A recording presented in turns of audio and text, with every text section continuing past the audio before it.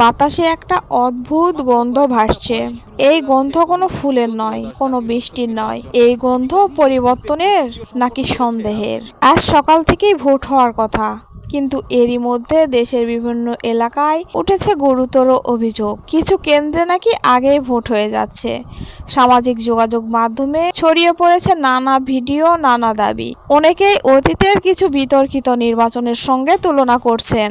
স্থানীয় কয়েকজনের অভিযোগ, নির্ধারিত সময়ের আগেই কিছু ভোট কেন্দ্রে ব্যালট বক্সে ভোট পড়েছে। কেউ বলছেন রাতের আধারে প্রস্তুতির আড়ালে ভোট সম্পন্ন করা হচ্ছে।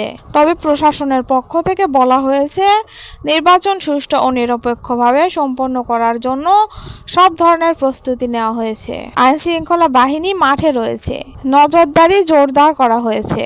কিন্তু প্রশ্ন উঠেছে, সবকিছু যদি নিয়ম অনুযায়ী হয় তাহলে কেন আগাম ভোট বা অনিয়মের অভিযোগ সামনে আসছে? ভোটারদের এক অংশ বলছেন তারা চান পরিষ্কার ব্যাখ্যা, তারা চান স্বচ্ছ তদন্ত, স্পষ্ট বার্তা, যাতে জনমনে কোনো সন্দেহ না থাকে।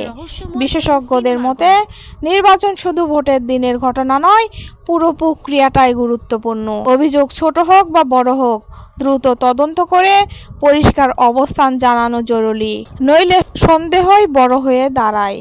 এর মধ্যে আরেকটি অভিযোগ সামনে এসেছে, ভোটের আগেই টাকা দিয়ে ভোট কেনার চেষ্টা।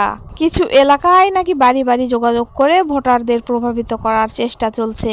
নগদ অর্থ ও নানা প্রলোভন দেখিয়ে ভোট নিজেদের পক্ষে নেওয়ার অভিযোগ চলছে। ভোটের আগে 24 ঘন্টা সবচেয়ে বেশি সংবেদনশীল সময়। এই সময়ই প্রভাব বিস্তার বা অবৈধ লেনদেনের অভিযোগ বেশি ওঠে।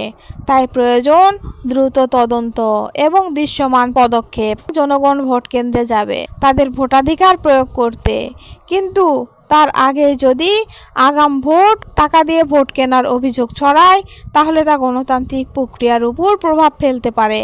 অনেকেই প্রশ্ন তুলেছেন, যদি ভোটের আগের রাতেই সিল মারা হয়ে যায়, যদি আগেই ফল নির্ধারিত হয়ে যায়, তাহলে অতীত আর বর্তমানের মধ্যে পার্থক্য কোথায়? পরিবর্তনের যে স্বপ্ন মানুষ দেখেছিল, যে দাবি উঠেছিল স্বচ্ছ ও গ্রহণযোগ্য নির্বাচনের, সেই প্রত্যাশার মানে আর কি থাকবে? এখন সবার নজর প্রশাসনের দিকে। দ্রুত তদন্ত, স্বচ্ছ ব্যাখ্যা এবং দৃঢ় পদক্ষেপ, এই তিনটি পারে জনমনে আস্থা ফিরিয়ে আনতে। কারণ শেষ পর্যন্ত নির্বাচন শুধু ক্ষমতার প্রশ্ন নয়, এটা আস্থার প্রশ্ন, এটা গণতন্ত্রের প্রশ্ন, এটা মানুষের ভোটের মূল্য আছে কিনা তার প্রশ্ন। আজ সকালে ভোট, কিন্তু গত রাতেই যদি নির্ধারণ করে দেয় ভোটের ফল, এই নির্বাচন ইতিহাসে কি নামে লেখা হবে?